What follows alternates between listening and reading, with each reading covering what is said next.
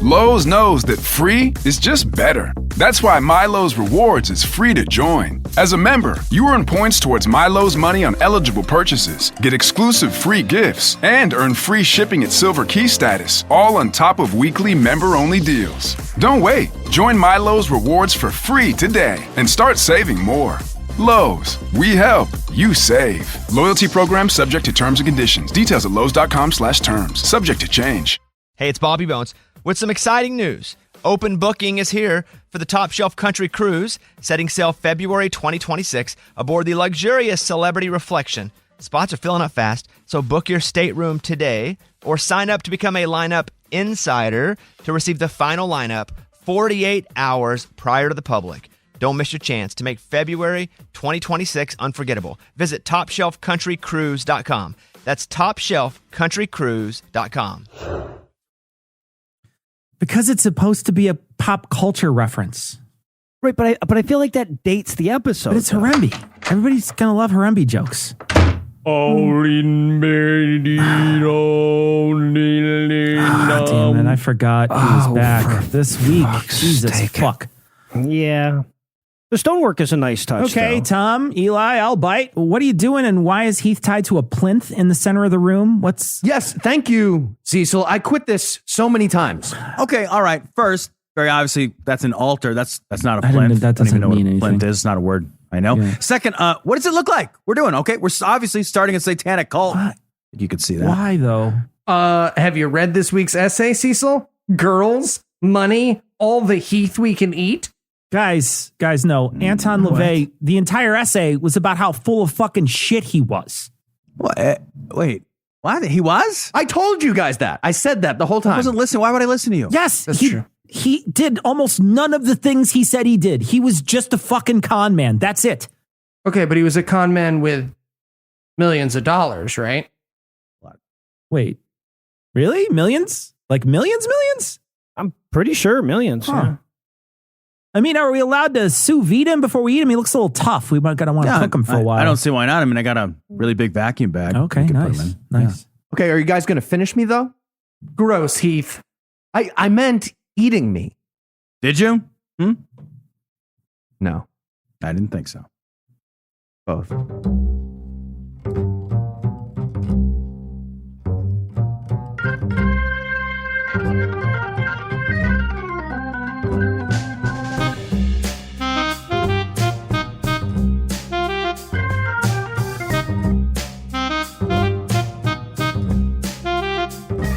Hello and welcome to Citation Needed, the podcast where we choose a subject, read a single article about it on Wikipedia, and pretend we're experts. Because this is the internet, and that's how it works now. I'm Eli Bosnick, and I'll be leading these lambs to the slaughter, but first, I'll need some wolves in sheep's clothing. First up, two men who saw Satan play with 20 other people in someone's garage, Noah and Cecil. Yeah, no, he was going by the artist formerly known as the Prince of Darkness at the time. Even in his early days, you could tell he was going to be a morning star. Absolutely. And also joining us tonight, two men whose soul Satan had at the rest of this Snickers bar, Heath and Tom. It's fun size? No, that's fine. That's fine. I'm still on board. Still in. I'm tired of people snickering when they see me. I don't blame them. I'm tired of it. So Hurts. tell us, Cecil, what person, place, thing, concept, phenomenon, or event will we be talking about today? So we're just going to skip over the patron thing. Okay, yeah, no problem. Today, we're going to be talking about Hepcat Uncle Fester, Anton LeVay. And Heath, you delved deep into the dark secrets of a nerd. Are you ready to tell us how enthusiastically he waved his hands and did nothing? I am ready. All right, so who was Anton LeVay? Anton LeVay was an author, musician, and professional occultist who founded the Church of Satan and the religion of LeVayan Satanism. And he's also evil universe me in like every way. He hated religion, but he did that wrong. He looks like a Superman villain, but in a bad way, not in an awesome way. And his entire life is based on lying. But again, in a bad way, not like the awesome way. The only big difference is that, unlike me, LeVay leaned all the way into it and became a millionaire. And he got to have a sex cult. So I guess he's smart universe Heath, which is kind of obnoxious. Well, no, he had a sex cult. We have 10,000 people who emailed to inform us that we meant to say non-avian dinosaurs. Potato. They can go fuck themselves. Guys, a sex cult sounds good, but given the hygiene standards post-pandemic, I'm going to soft pass on that one. Yeah, right. All right, so tell us, Heath, what was LeVay's first big lie? Well, according to his interview with Rolling Stone magazine, he was born in 1930 as Anton LeVay, and his parents were Joseph and Augusta LeVay. So the lying starts at moment zero with his birth. He was actually born as Howard Stanton Levy to Mike and Gertrude Levy. But people aren't going to join a cult when the leader guy is some dude named fucking Howie. So he eventually fixed that. Speak for yourself. I'll join any cult I want. Thank you. Also, his grandma is not a magical Romani person from Transylvania who taught him ancient witchcraft.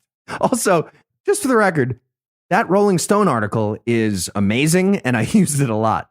It's written by Lawrence Wright, and Wright could obviously tell that LeVay was lying about almost every single thing he ever says.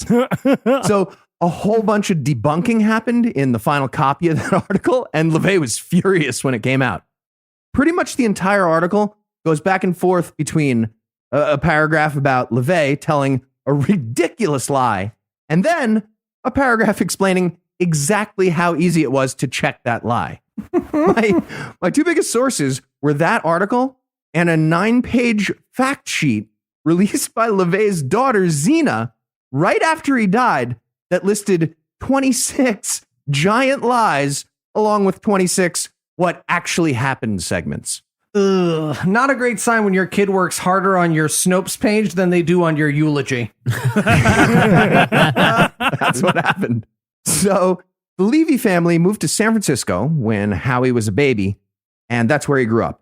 His biggest interest as a kid was music, and he focused especially on nightmare-themed instruments like the pipe organ and the calliope. What? He also learned the oboe, and according to his authorized biography written by his girlfriend, at age 15, he was the second oboe for the San Francisco Ballet Orchestra, which is an orchestra that never existed ever anywhere. Oh, amazing. He was second oboe, but he was Michigan Man of the Year. He didn't come in second place there. I'm sorry, who lies to make themselves second oboe? My girlfriend lives in Canada. You never met her, but she has feet for hands. It's a whole thing. Who the fuck lies about and brags about oboe at all? It's not like you walk into the club as first oboe and it pulls you mad pussy anyway. Tom, going to the campus of Oberlin and first oboe is getting so much ass and mouth and pussy and whatever. Yeah. Anyway, so during that interview, he told Rolling Stone that he had a subjective childhood. What the exact words? Because he's a pretentious asshole. According to LeVay, during his non-objective childhood, whatever the fuck that means, much like many Satanists, he was bullied. When asked about the details, he just mentioned that his face was kind of weird looking. He has like a gap tooth, he's got a weird face. And that's when Lawrence Wright, the journalist, started flipping through LeVay's biography and said, okay, I just thought you might mention something about this part right here. It says he had a tail? What? And LeVay responded, yeah, I did. I had it removed when I was either 13 or 14 under very painful circumstances. So let me just say there are some things you chase that you're not meant to catch. He's like, yeah, I had the tail removed right after my SIDS went into remission. It's a whole thing. So. Before the oboe solo. No, the problem is they didn't actually remove it. They just docked it so that he had to go through the rest of his life with those little Cocker Spaniel wagging penis tails everywhere. You know? I hate to see it. Yeah.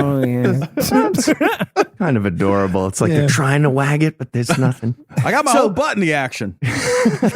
So, according to LeVay, he attended high school until he was 16 and then dropped out to join the Clyde Beatty Circus and also flee from the law. He started as a roustabout at the circus, which is just the guy who does whatever the carnival guy in charge tells you to do.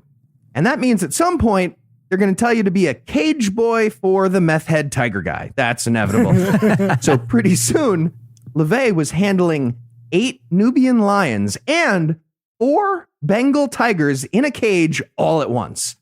And this is when he really learned about magic. If he got knocked down and was about to get mauled by 12 giant cats, he'd send out gamma rays to penetrate their brains. This was his only use of gamma rays that he ever talked about. You don't want to overuse them. I'm sure I'm not the first person to point this out, but there's a tiger/crazy liar criminal correlation here that science needs to explore further. There's something going on there, yes. Right. Absolutely. Also, speaking of science needing to explore things further, it's entirely possible that the world was once home to a satanic tiger Hulk, and we need his story. Oh, yeah. Wait a minute. Are we just going to gloss over that he fled the law for reasons? Like a minute ago, he was second oboe.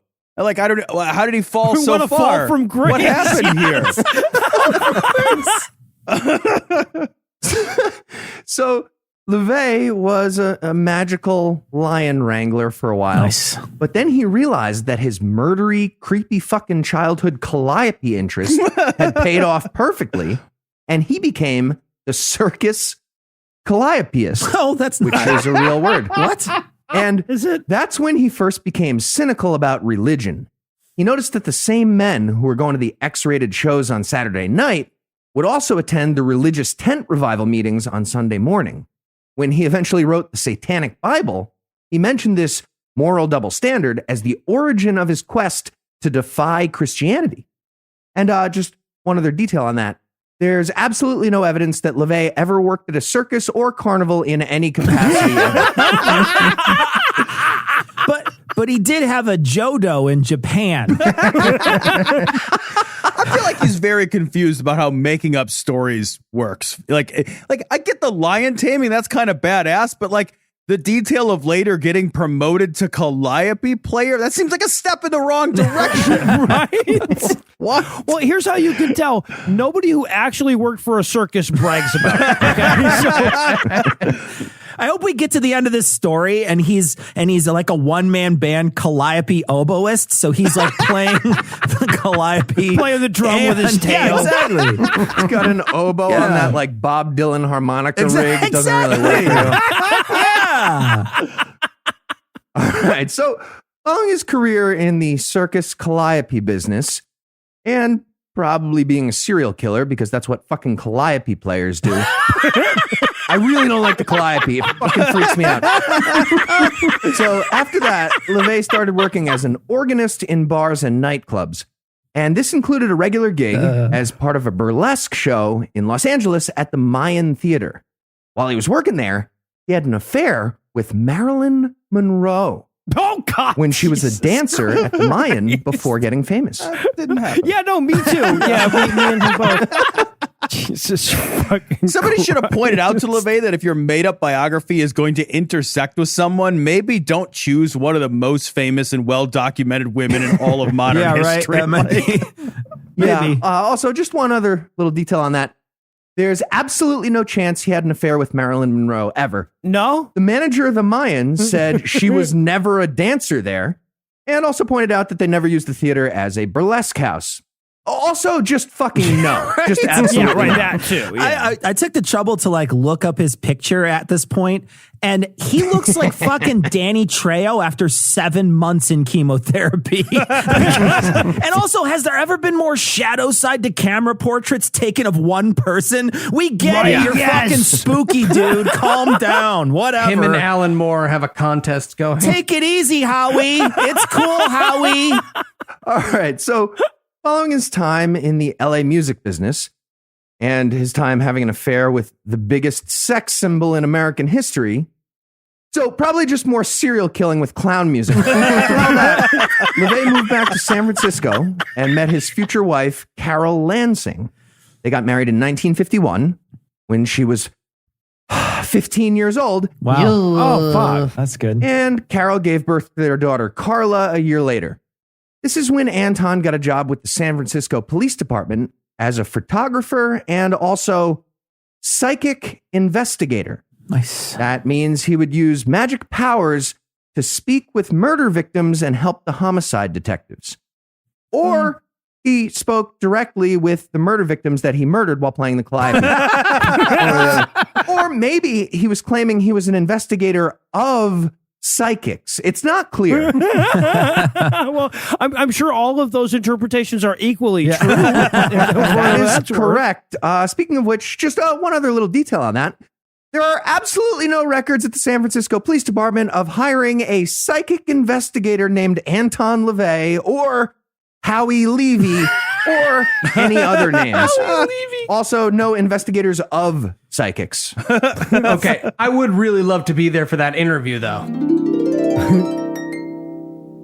So anyway, I can talk to the dead people or for the dead people. Also, I can read the minds of bad guys, if you like. I'm not picky. Okay, great. Well, Mr. Levy, I'm sorry, it's LeVay. no, it is not. We've got your resume. That's real parchment, by the way. Yeah, great. We'll let you know if we need your help. Anton, are you almost done? Yeah, all set, honey. Oh, this must be your daughter. No, that's my wife. Yikes. Right? Jesus Christ. So, segue out of that. During the early 1960s, LeVay became a local celebrity in San Francisco as a musician, paranormal expert, and professional, proto-hipster obnoxious guy.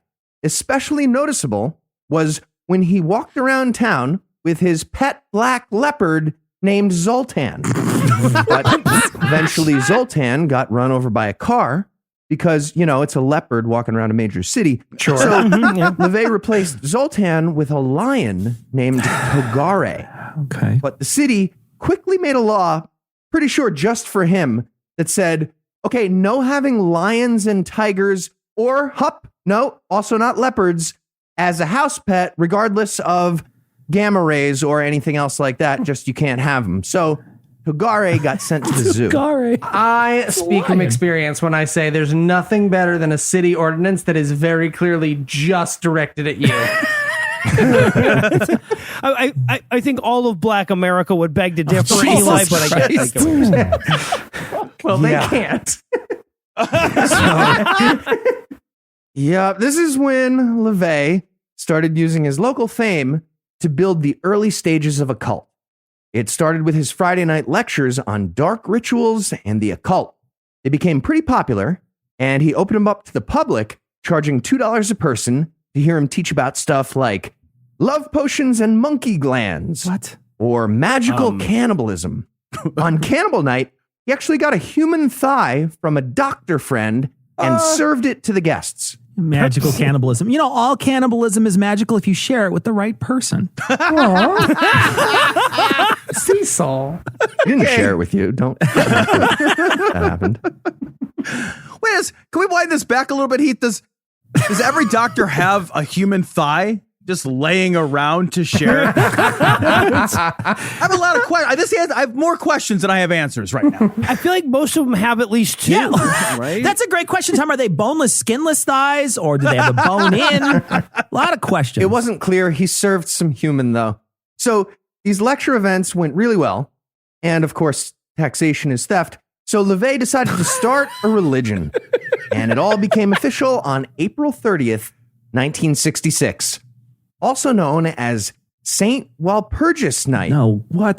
The celebration of the German saint of protection against witchcraft, rabies, and whooping cough. It's a great trinity. It's also the 21st anniversary of Hitler killing himself that day. Okay. Apparently, those are both very important to Anton LeVay. So that night, he ritualistically shaved his head, explaining how this was the tradition of ancient executioners from the devil-worshipping Yazidi tribe. And he declared the Church of Satan to be open for business. He also proclaimed that 1966 was now called Year 1 in the Age of Satan, or Anno Satanas 1. Oh, I see. That makes everything you did before that day BS, right? If we're doing Or say that's good. I'm going to go ahead and say it, though. Of all the ways that religions have used to try to hide male pattern baldness, his might be the least silly. I like it. I just want to know how the fuck you shave your head ritualistically. Like, what is that? Do you have to use a quartz razor and like sage scented soap? What the fuck does that even mean, ritualistically? There's a very secular way to do that also, Tom, that some people do. And one other detail on all that. Pretty much that whole thing was made up after the fact. Jesus In the Christ. summer of 1966, well after the first night of Anno Satanas, a newspaper wrote an article about LeVay that called him High Priest of the Devil's Church.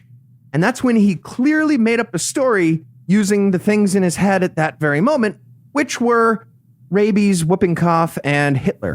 And even better, it was later revealed by his family that he actually shaved his head after losing a bet.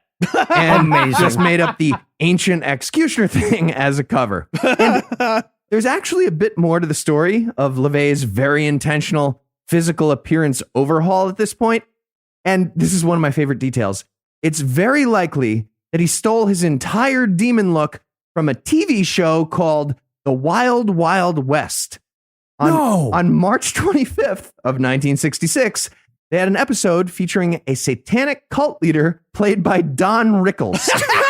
And that character looks exactly like the character Anton LeVay adopted for himself a month later. That's amazing. But I mean, Jeff Sessions graduated college and started his career and created his look a year after the Keebler elf was created. So there are no coincidences. Interesting indeed. No coincidences. All right. Well, I think it's pretty obvious that Anton LeVay is about to win his way into Frank Sinatra's heart. So let's take a quick break for a little apropos of nothing.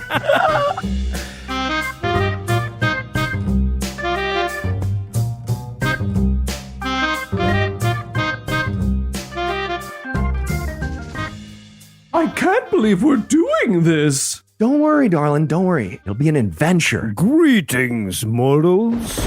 Welcome to the Church of Satan. Ooh, spooky. Right? Right? Cool. So, you must be Mr. Levy? It's LeVay. No, it's not. No, it's not. Anyway, this is the fountain of blood. Sup from it and live forever. Ooh, forever. Hey, Howie, what should I do with all these Kool-Aid bottles? Recycling? I don't know. I'm kind of in the middle of a thing with these people. Right. Welcome to the Church of Satan. Really? Sorry. I'm sorry. Pizza delivery. Sorry. Boss wouldn't let me quote, mash it up so it looks like blood and stuff. He said, don't do that. So. Oh, okay. Well, then you can just put it in the back then. Yeah, cool. I got it. Hey, mister, I gotta say, this church seems to be, well, if I'm being honest, kind of phony. Yeah, can you give us any reason to stay?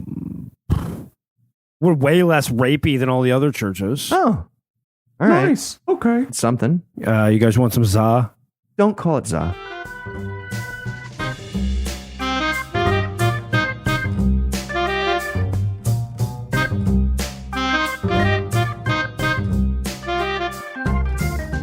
And we're back. When we left off, Anton LeVay knew several women who didn't care about labels. What happened next? All right. So, with the Church of Satan in full swing, LeVay started writing books about his belief system, starting with the Satanic Bible. And the belief system is called atheism. Yep. End of system. But that doesn't make cult happen very well. So he added a bunch of magic and a bunch of thinly veiled eugenics to really make it pop. His major influences, according to him, included P.T. Barnum, Rasputin, What? and Ayn Rand. What? LeVay unabashedly described his version of Satanism as, quote, Ayn Rand's philosophy with ceremony and ritual. Oh, added. good. Plus religion. Great. That makes sense, though. Perfect. I mean, the Republicans ritually gut every social program. Oh, there you go. The marketing for this thing must have been fucking amazing, right? Like, fuck you, you're on your own. Now with 50% more incense. Yeah. Finally getting a little more incense. That's about right. And not surprisingly, LeVay's target demographic was overprivileged, whiny white men. Oh no, where will he find some? Yeah, he found them. And of course, the cult also had the women that those overprivileged, whiny white men would pressure into being topless during the rituals because female nipples are magical. And by the way, according to the FBI, the average Satanist is a white male in his 20s who found Satanism in his late teens. Just like the average Ayn Rand enthusiast, actually. Oh, Keith, I just feel like it's unfair to compare the two groups. I mean, look, one is a literal vampiric cult that worships the cause of all evil, and the others are just Satanists, man. Right? Satanists. Right, but they're both equally rooted in fact, so it's a comparison worth making. Tie. So the basic tenets of LeVayan Satanism are found at the beginning of the Satanic Bible. One major part is called the 9 Satanic Statements, and another is called the 11 Satanic Rules of the Earth. And some of them are actually pretty good ideas, and a bunch of the stupid ideas are still delightfully entertaining because Anton LeVay clearly wrote them while being mad at a very specific annoying friend. That's like a bunch of them. Here's some of the highlights, starting with Statement 1. Satan represents indulgence instead of abstinence. And that's where lots of people stopped reading and joined right the fuck up. Right. Number 2 and 3, they basically just say science is better than being stupid, so that's good. He's a naturalist Satanist. Cool. And here's statement number 4. Satan represents kindness to those who deserve it instead of love wasted on ingrates. Fucking Dave. Fuck you, Dave. Dave, number 4, read it, please, Dave.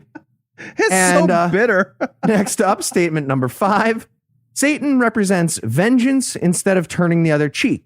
And I like this one too. Spite is part of the religion. That's solid. Number 6 was yelling at Dave some more for talking too much. Seriously. Number 7 and 8, basically a plug for social Darwinism. You know, do whatever you want and the market solution is perfect for rich white people. So great. And finally, statement number 9. Satan has been the best friend the church has ever had. He's kept it in business all these years, which is pretty solid. Yeah, but Steve Mnuchin is coming for that spot, right? Like, come on, he's got to be feeling it at this point. And that brings us to the 11 Satanic Rules of the Earth. And again, it's a lot of Dave stuff. The first 2 rules are don't give opinions unless you're asked and stop whining. Rule number 3 is seriously, Dave, stop showing up at my house. Rule number 4 is a follow-up to that says, if a guest in your home annoys you, treat him cruelly and without mercy. Jesus. You can only do that if he goes to sleep first when you're all drinking. And next up, we have rule number 5, which may or may not involve Dave, but it's super important either way. Don't make sexual advances unless you get the mating signal. Honestly, I think switching to a spotlight-based Batman system might be for the best at this point in history. We can just Make that official. Yeah, but just know he's still going to be looking at a giant H in the clouds going, huh, someone put Igor's sign up sideways. Well, either way, solid rule. I would have liked to see the word consent in there, but this is like 1966, as close as you're going to get to that. So something good in there. Anyway, moving on to rule number 6, don't steal. Rule number 7, magic is real if it works, so don't question your cult leader. Number 8, shut up, Dave. Number 9, don't harm little children. Yeah, unless she's 15 and you want to impregnate her. Yeah, go on. Yeah, no. Yeah, sure. Number 10, Don't kill animals unless they attack you or for food. Okay, that's most of the animal killing. That's not much of a rule. That's just like, What's he addressing? What the fuck was Dave doing to animals? Jesus. And rule number 11, when walking in open territory, bother no one. If someone bothers you, ask him to stop. If he does not stop, destroy him. Exact words. Escalated quickly. Yeah, now we call that standing your ground. It's mostly Christian. So that's LeVayan Satanism right there. Those are the tenets. Jeez, I'm surprised that like one of the rules wasn't, I was too in the circus. Yeah. Dave. So during the late 60s and early 70s, the church got a pretty big following. LeVay put together some publicity stunts, including a satanic baptism of his daughter, and got plenty of news coverage. Is that, do you just dry her out? I don't.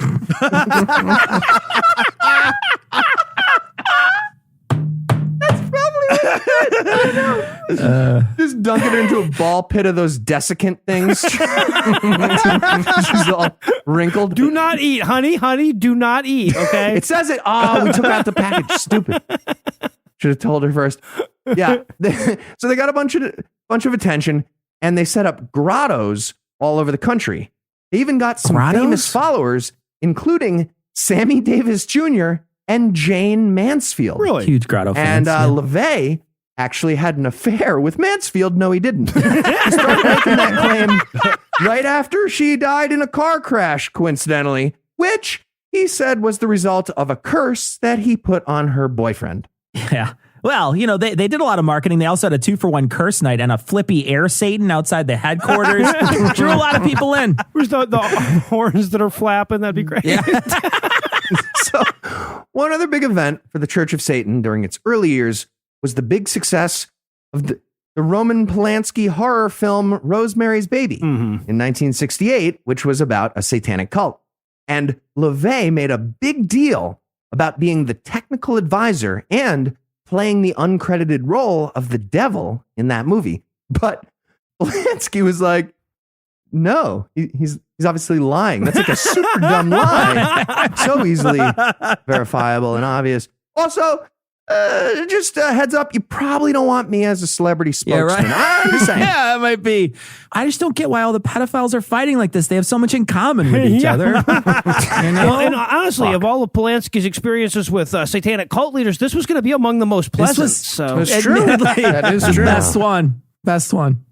Yeah, so the church kept growing, and by 1972, they had hundreds of thousands of members. Or possibly a mailing list of about 300 people, with many of those being LeVay's personal friends who were getting free pamphlets. It's somewhere in that range that I just described. Either way, this is when they started having a schism. A bunch of the followers thought atheism was kind of fucking boring, and they wanted to actually worship the real demon named Satan. And by 1975, several groups had split off to start their own brand. And just by coincidence, LeVay happened to change the rules that year and announced, okay, you can't learn about the high-level atheist Satan magic unless you donate real estate or expensive artwork. And wait, hold on. Let me just check the spells real quick. Yeah, money works too if it's a lot. That's cool too. He also disbanded all the grottos for spite because everyone was doing the atheist Satan worship wrong and he was all frustrated. And that's when LeVay's consigliere, Michael Aquino, started a theistic splinter group called the Temple of Set, which was the same thing as the Church of Satan, but you weren't allowed to be ironic about it. He nails his theses to LeVay's door. It just says, but for realsies, though. So by the end of 1975, the Church of Satan pretty much only existed on paper, but the idea of Satanism kept going strong. And during the 80s, the entire country got whipped up into a moral panic about satanic ritual abuse, known as the Satanic Panic. What was actually happening was a bunch of nerdy white guys combining gothic LARPing with upside-down Christianity. That's it. But all the Christian people decided that everyone they didn't like was secretly fucking little kids and eating them under a Chuck E. Cheese. And this actually brought LeVay back into the spotlight. He started doing big interviews again, got more celebrities on board, and reinstated the grotto system. Presumably with people who heard on like Phil Donahue and Maury Povich that pedophile cannibal magic was back in style, and they got excited about it. Yeah, I used to be a Catholic, but what I like about Satanism is the honesty. You know what I'm saying? Heath, just to be clear, they successfully rebranded after being conflated with imaginary ritualistic child sex That's abuse. correct. Yep. That helped. That helped. Religion is awesome. This works. Yeah, that's good. So the whole satanic panic thing, it sounds like stupid, but it was actually super horrible and tragic. Well, it was stupid too. Yeah. I mean, it was also stupid. Silly, stupid, but yes, horrible and tragic as well. It wasn't just crazy Christian people throwing around ridiculous gossip in a panic. They were going to the police and accusing people of sexually abusing kids with nothing but magical evidence to back it up. And it turns out the police are mostly crazy Christian people in a panic. So a bunch of innocent people went to jail for a bunch of years. Even the FBI was taking it seriously. At one point, the FBI heard about a satanic murder plot against Ted Kennedy. So they interviewed LeVay, hoping he could like teach him a dark magic counterspell to block the murder plot. What? Which I really fucking hope he gave us. God. I remember when I used to think adults were in charge of important stuff. You know? Yeah, no kidding. Yeah. Remember when they told us we didn't need masks? That was fun. Adults were never in charge of that, though, Eli. Come on. Yeah, they were, though. So LeVay kept going with a group of thousands or dozens or whatever it was, but most of the national attention eventually dried up again. And despite the millions or dozens of dollars he made, he ended up living on money from his parents and public assistance near the end of his life. And he died on Halloween of 1997. Except that's actually a lie, too. From birth to death. It's all lies. He just wanted to be spooky. Somehow, that date, Halloween, got illegally snuck onto his death certificate, even though he actually died on October 29th. That's amazing. That's an awkward deathbed request, though, right? Fenton, my closest confidant, do me this favor in my final hours. Anything, my liege. Change my death certificate so that it says I died on Halloween. Absolutely. Why? Oh, it'd be super spooky. I'm sorry. Super spooky? Oh, yeah, everybody will be like, did you hear Anton LeVay died on Halloween? How Satan-y, and other people will be like, what? That's so spooky. Will they, though? You think? Totally. All right, Mr. Levy, you got it. Yeah, it's LeVay. No, it's not. It's not LeVay. It's Levy. Howie. All right, so before we wrap it up, I just have a couple more details about Anton LeVay from that Rolling Stone article. They did some of the interview at LeVay's house, known as the Black House, because he painted it black at some point. And the house was actually owned by Mary Ellen Pleasant, the 19th century real estate mogul, philanthropist, abolitionist, and owner of a famous mansion brothel. Except none of that. LeVay got it from his parents. It's not even close to a mansion, and Mary Ellen Pleasant did not have a brothel. Jesus Christ, this But guy. other than that, it checks out. It was, Was the house even painted at all? Like any color? Like I don't. That what? picture was taken at night. Hold on a second. It's just shaded like all his face shots. Like the say other- one true thing. One true thing. Half of it is in shadow. And here's the description of Anton LeVay's living room from the article. Quote, beside the couch was an antique examination table with stirrups on the side. Next to the exam table was a chair stacked full with LeVay's various black hats, Oh, God. which is my favorite. Continue one more time. Above that was a framed sign. It said, my worst enemies are those who presume me to be harmless They cannot imagine how much I resent and disdain them, or just how great a threat they would face if I could get at them. Someday, with the help of time, space, and circumstance, I will be able to humiliate them properly. Not in a manner they would enjoy, but in a style calculated to make them wish they had never been born. A little verbose. End exact quote. That is definitely someone's Twitter bio. I guarantee it. Guaranteed. I just want to say it's nice that Noah decided to podcast. Okay. Could have let a cult. And one last thing. Anton LeVay, this is pretty fucking cool. He is a pioneer of fuck robots. Oh, can we leave the That's fuck right. robots out of Apparently, this? he was a big fan of mannequins, and he had them all over the house in terrifying little scenes. He had like a drunk at a bar with like a pool of urine under. Jesus, what? Weird stuff. And he spent years tinkering with android prototypes and predicting that the science of robotics would soon be advanced enough to create an AI fuck doll. He called this the forbidden industry and described it as, quote, polite, sophisticated, and technologically feasible slavery. It's like in a good way. It's nice that Heath decided to podcast. I wouldn't have said the last thing.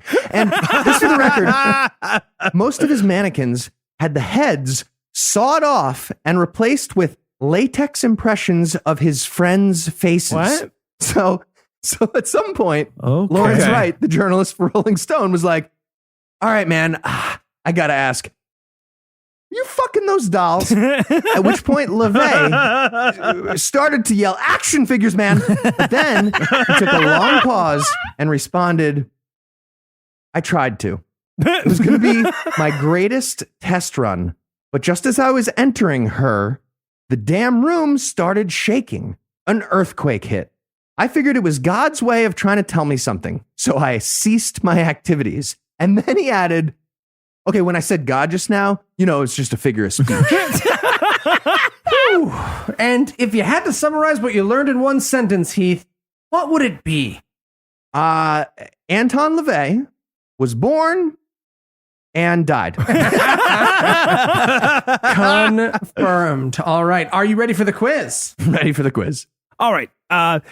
When 15-year-old aspiring Satanist Noah finally got his hands on a copy of the Satanic Bible by the Anton LeVay, hard to do when you live in a small town and all the bookstores are Christian bookstores, and he read the trite bullshit that LeVay was passing off as the 9 satanic statements, it would remain the most disappointing moment in his life until A, the Star Wars prequels, B, he realized that paying the pizza delivery guy with sex was just a vehicle to move porns along. It didn't happen in real life. C, he saw how quickly the majority of Americans got behind the idea of a preemptive war. Or D, he read the 11 satanic rules that came immediately after them.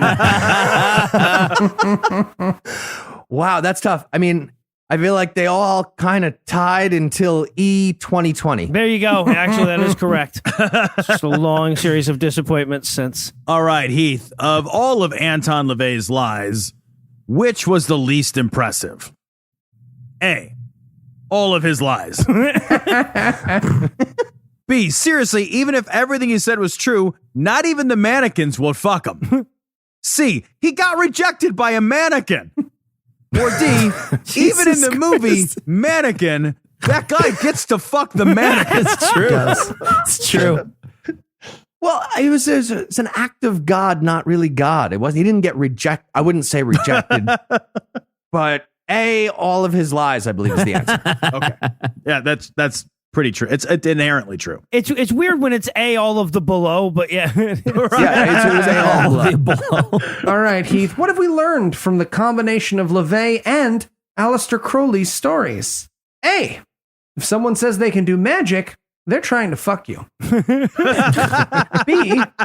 the Bible sucks so hard, crazy pedophiles constantly make better moral codes than it. Jesus Christ.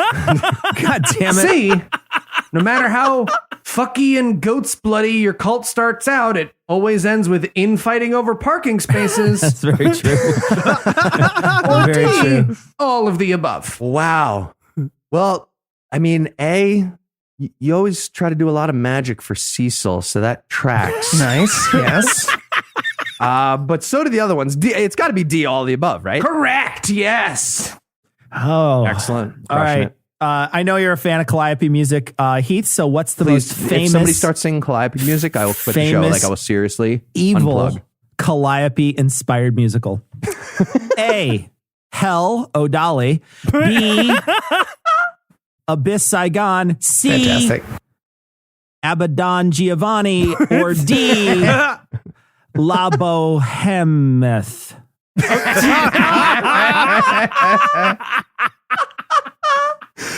All right, it's got to be Big Daddy Don Bodine's truck. D, the La Bohemeth. Yes.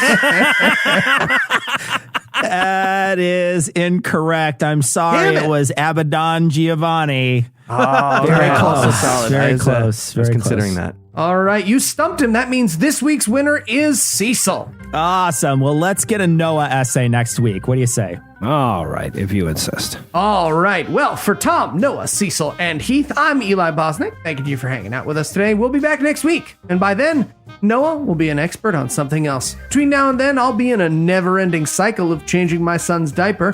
Noah will stock up on a chair full of hats. Cecil will show you how to really cook a leg if you ask him. Tom will eat Cecil's leg, and Heath will 100% finish that. And if you'd like to help keep this show going, you can make a per-episode donation at patreon.com/citationpod, or leave us a 5-star review everywhere you can. And if you'd like to get in touch with us, check out past episodes, connect with us on social media, or check the show notes, be sure to check out citationpod.com. And remember, every earthquake is God telling you not to fuck a mannequin.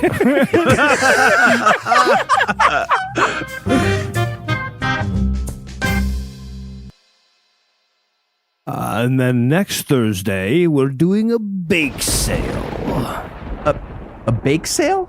Yeah, you know, brownies, blondies, cookies. Okay, yeah, okay. But a bake sale? Well, an evil bake sale. Okay. Can I bring cups? Oh, fuck you.